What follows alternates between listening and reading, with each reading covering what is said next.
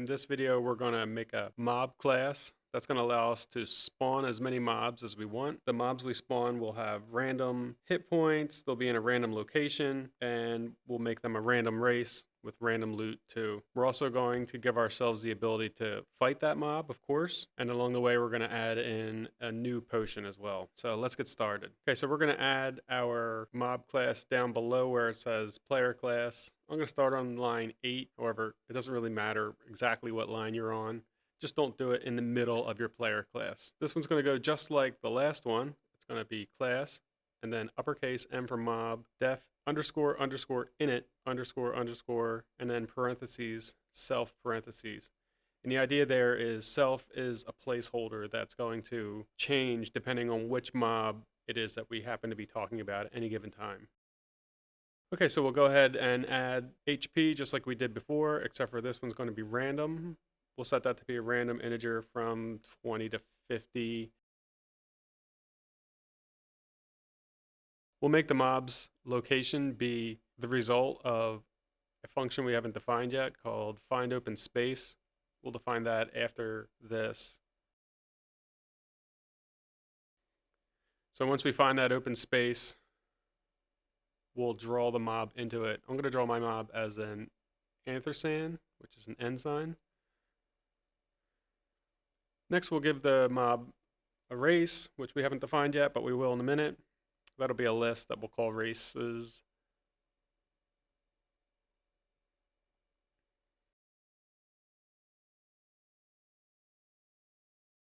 We'll also assign the mob some loot, and that'll be a random choice from the items dictionary that we made last time.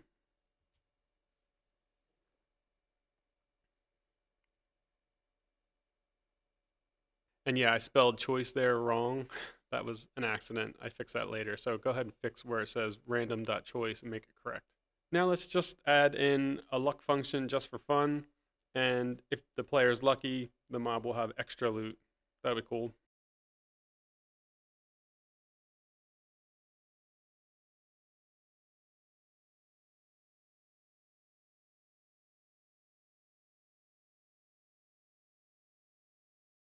We're going to create our find open space function. Don't call it open spaces. That was an accident. I correct it in just a moment. The way this function is going to work is we're going to first create a Boolean that I called looking, and that's going to be true if we're still looking for an open space. Then we're going to create a while true loop. During that while true loop, we'll set x to be a random number, and the random number will be from 10 to 90, and that's just not the top or bottom of the maze because there's no point looking there. There's no open spaces there. Next, we'll test to see if x returns a space in the maze that is open, so just spaces and no hashtags. If it lands on one that is open, then we'll set the x to be that and we'll return it to whatever called that function. All right, now let's create our races. I'm just going to put ogre, zombie, and wizard. You can make whatever races you want. I'm going to go ahead and create our first mob. I'll call it mob1, and it'll be equal to capital M mob, parenthesis, parenthesis. I left that out there. Didn't notice it until later. And that's how we'll call our mobs. Now let's create a new potion, a blue potion. It's going to be a teleport potion. So I'll just go ahead and copy clear potion and change it to blue. And next I'll copy red potion, the function for it, and change that to blue as well. Go through and change every aspect of this one to be different. So we'll make red blue now, and instead of being sweet, we'll make it taste awful. I don't know what to make it taste like. Yeah, we'll just make that sweet, I guess, and we'll change the player to feel lightheaded. Now we'll change the player location to be find a random space, and that'll put them randomly on the map somewhere.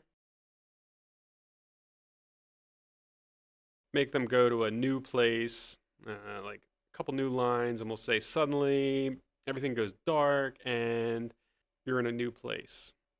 Yeah, everything goes dark. Good. Now let's go down and we'll copy the health decrease, player HP minus equals 20. That'll be good. Finally, we have to go down and add this to our items dictionary. So I'll just copy red potion again, paste that below. And of course, I'll change red to be blue and the name to be blue potion, blue underscore potion. And when we run that, I can type C to look at what we're carrying. There's the blue potion. If I type 5, cool, that worked so well. Let's go ahead and define our mob mover function. I'm going to put that in the mob class. It could really be separate, but I'd put that in line with the D in def, where it said def underscore underscore init. So we'll call it mob mover, and then in parentheses CLS. This is a class item. CLS is another placeholder, kind of like self. This will refer to whatever mob it is that got called in the mob mover function. So you'll see that again a little bit. First thing we want to do is look to see if the mob's actually alive, because if the mob's not alive, if their HP is less than or equal to 0, we'll just make them disappear, because no point in fighting a dead mob. Next, we want to see if the player is near the mob or next to the mob, and we'll do that by making a list of where the mob is and comparing it to where the player is. So if the mob is right above the player, so minus 10, or right below the player, plus 10, or to the left or the right, plus or minus 1, we'll know that they're right next to each other, and we'll just call the fight function and cause them to get in a fight. So that's what we'll do right now. So we'll say if player.location in player next to mob, in other words, if they're right next to each other, then they'll fight. Okay, so now I want to see if the player is near the mob, but not right next to it. Now let's make a dictionary with the key as different possibilities for the mob location. So we'll see, for example, if the mob is above the player to the left, that'll be CLS.location minus 11. We'll make the value be up. If the player is above to the right, CLS location minus 9, that'll still be up. If it's below the player, so CLS.location plus 11 or plus 9, then we'll make that direction down.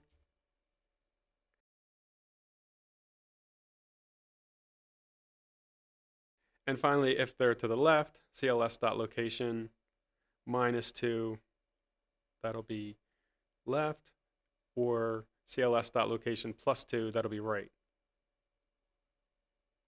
We could have done this with a whole bunch of if-else statements, but this is a little cleaner and neater. All right, let me just go back through and double check that I got everything right. I got plus 11, minus 9, plus 9, minus 2, plus 2. All right, that's all looking good.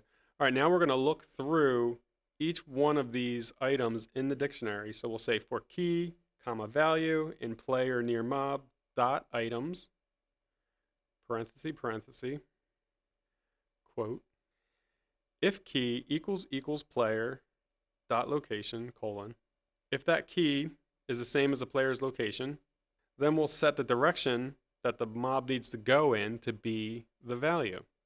If the mob wasn't in any of those locations, we'll just choose a random direction now. So we'll just make a list of directions, up, down, left, right, and we'll randomly choose a direction from that. I forgot to put a comma after the left. Darn it. Now we'll say dir equals random.choice directions. All right, so back in line with the F and 4, we're going to say if direction equals up. Now we'll check to make sure that there's not a wall in the way. So we'll say if maze square brace cls.location minus 10 equals nothing. We'll clear the spot where the mob was. So we'll make the mob's current location nothing. We'll move the mob to the new location, and we'll set the image for the new location to be an ampersand. It's hard to say. If that location didn't work, we'll just call the function all over again and try a new one. So it'll cycle through this as many times as necessary until it finds a location that the mob can move into. So now we need to do that for down, left, and right, and we can actually just highlight our function and copy it. I'll make some new space down here and then back up, and I'll type EL and then Control V to paste, and we'll just change the things that we need to change. So I'll change up to down, I'll change minus to plus, and otherwise it's ready to go. So I'll make some more space, I'll type EL again, Control V to paste again, change down this time to left, minus 10 to minus 1, and finally one more time, EL, Control V, and I'll change it to right this time, up to right, and we'll make it +1 for location, and +2 for CLS.location as well. All right, that caused an error, so I'll move mob1 equals capital M mob, parentheses, parentheses, down to above where the while true loop starts.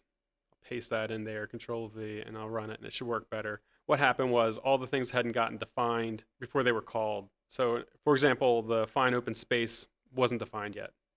So now let's actually make our mob move around our maze. So we'll go to the bottom of our list, and we'll call mob1 dot mob mover, parentheses, parentheses. And so every time we move, the mob will move too. It'll be turn-based. And we'll add a couple more mobs too, just for fun. So we'll make mob 2 and 3 here by copying and pasting, and I'll just copy and paste mob 1 up above the while true and do the same thing. Now we'll have 3 mobs. And we can have as many as we want. We can make that based on how hard the game is or whatever too. Now let's go ahead and start to define the fight function.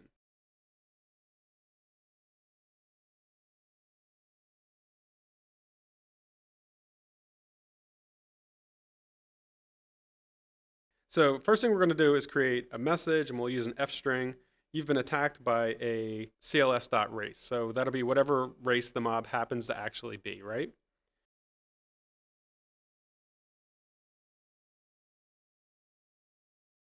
And then while the mob is alive, while CLS.HP is greater than 0, we'll clear the screen.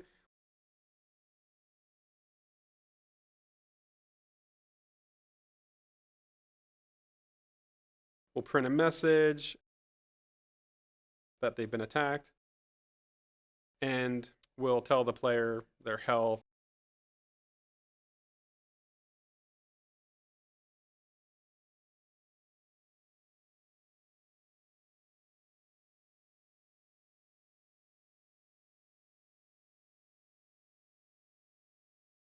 Finally, we'll make whether they can fight this time luck. We'll make it 50-50. So if luck 2, choose equals press enter to attack.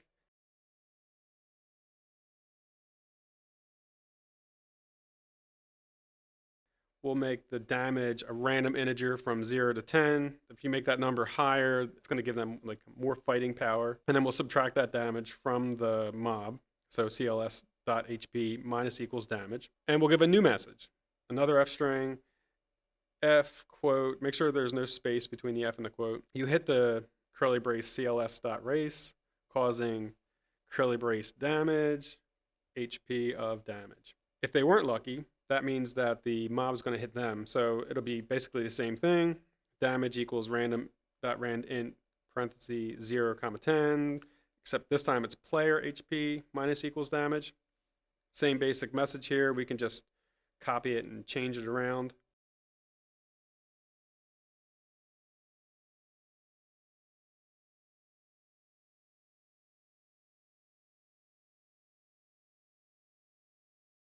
Now we'll get out of that loop when the mob is dead. So after the mob has no HP left, we can escape out of that loop, and we'll clear the screen. We'll make a new message that basically says the last thing that happened. So, you hit the mob causing a certain amount of damage.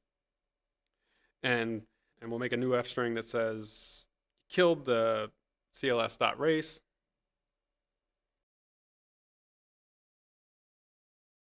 We'll tell them their health again.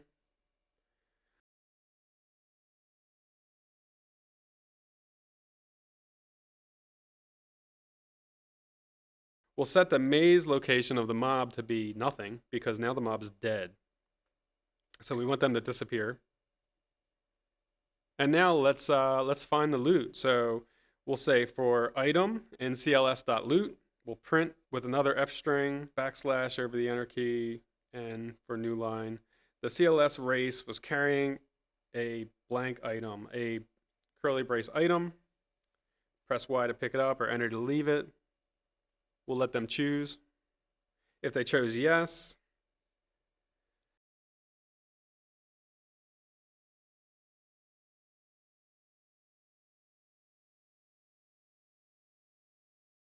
then we'll tell them what they picked up and we'll add that to their item.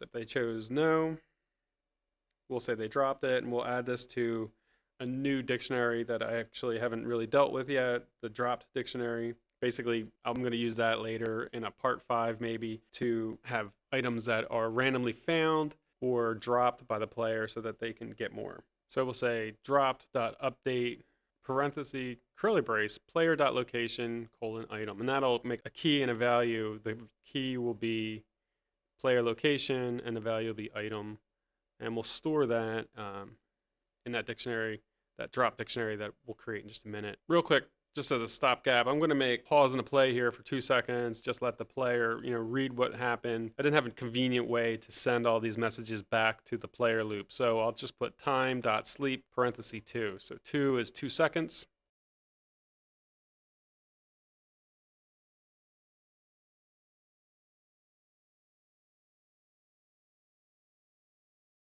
We'll need to come back up to the top of the screen and import time. That'll allow that time.sleep function to work. All right, so now let's give it a try. So, all right, we'll go up the map and we'll look around. Not seeing anything. Let's look at what we're carrying.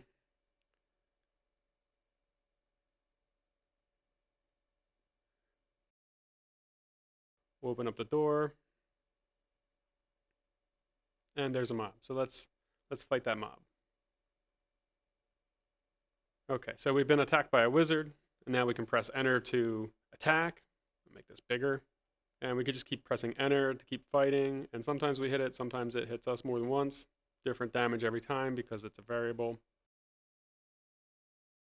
And now the wizard was carrying a bottle of red potion, so we can press Y to pick it up. Oh, I have some minor errors, like put a space here. I need a space after your health is player HP, and I also need one space after it says your health is before the curly brace.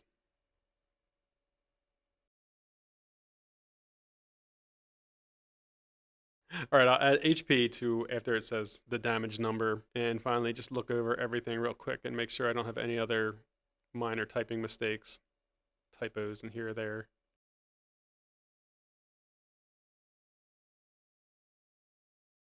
All right, so that's our game. Everything seems like it works great. And maybe there'll be a part 5. I'm not really sure. But I think we're done with that. All right, catch you next time.